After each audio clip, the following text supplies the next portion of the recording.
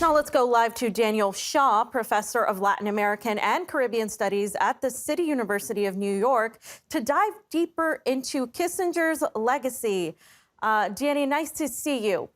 Henry Kissinger has been called many things over the years. He's been hailed as a peacemaker by a few people and condemned as a warmonger. What's your view on how he should go down in history? Greetings, Fiorella. If we're talking about the peace of Cambodian, Laotian, and Vietnamese, and Chilean and Indonesian cemeteries, then certainly he was a peacemaker, the peacemaker of cemeteries. We're talking about the marauder of the Middle East. We're talking about someone who firmly supported the architecture of apartheid in what was called Rhodesia, later on Zimbabwe, and in South Africa, a firm supporter of South Africa, apartheid South Africa's border wars against the liberation movements in Namibia and Zimbabwe.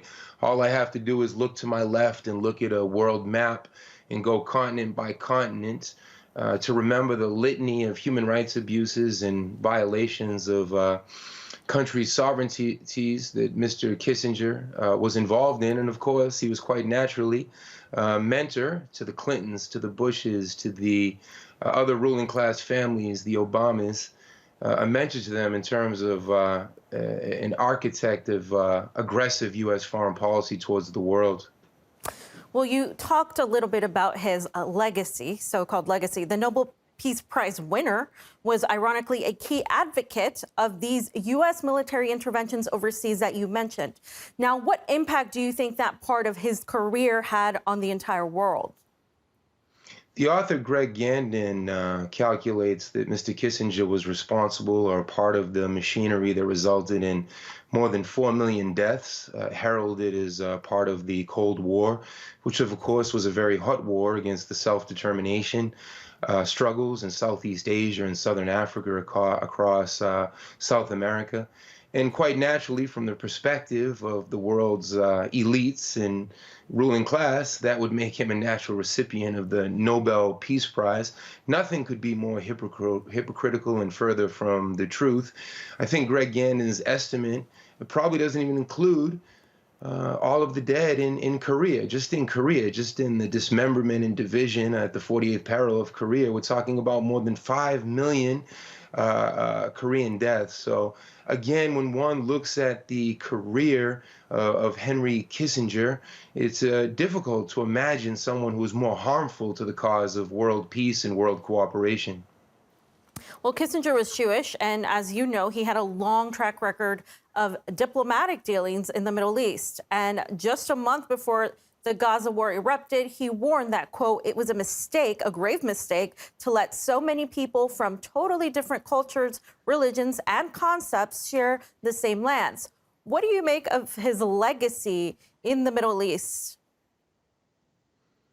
Kissinger was consistently against the cause of Palestinian nationhood, and that is a lightning rod for the Arab peoples who, for decades, for 75 years, have fought for a just Palestinian nation. It was Kissinger who advised how many governments, whether it was Democrat or Republican, these were the two wings of the same vulture that sought to constantly interrupt Lebanese sovereignty. We could never forget the entrance of Israel and the U.S. into the Lebanese. It was misnamed the Civil War. It wasn't a civil war. It was an internationalized proxy war, not much different in a sense from what the U.S. and NATO are doing today in Ukraine in order to try to limit Russian geopolitical interests on the world stage. So Kissinger was the very embodiment of imperialism. He was imperialism personified. Well, you mentioned Ukraine, and last year, Kissinger found himself in controversy again when he suggested that Kiev should cede territory to Russia in order to end the war. But then he also called for Ukraine to join NATO, something that Russia has made clear is a red line. What do you make of his approach to that conflict? Yeah, well, it would be impossible. I mean, that's such a huge contradiction. How can you talk about the sovereignty of the Donbas regions, of the Russian language speakers there, and in the next breath say that NATO should continue to expand, which is, of course, the underlying reason post 1991 for this horrific conflict in Ukraine? This is the new Cold War. This is great power interest. This is the US and NATO trying to dictate to the Russian people the limits of their geopolitical interests and strategy. Well, Kissinger's efforts also included an end to the Vietnam War, but this included support for the U.S. carpet bombing of campaigns in Laos and Cambodia. This you mentioned earlier, killing hundreds of thousands of people. This is what he is most criticized for. What are your thoughts on this in particular and how he's still, in spite of all of that, celebrated by so many?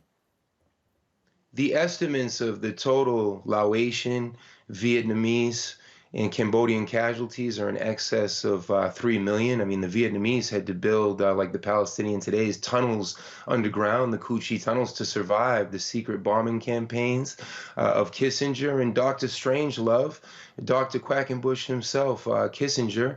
Many have likened him to the Austin Power character Dr. Evil in the arrogance of this Ivy League product, someone celebrated at Harvard and across ruling class institutions in the United States. He actually made his name as a snitch at Harlem, ratting out other students who were in his class.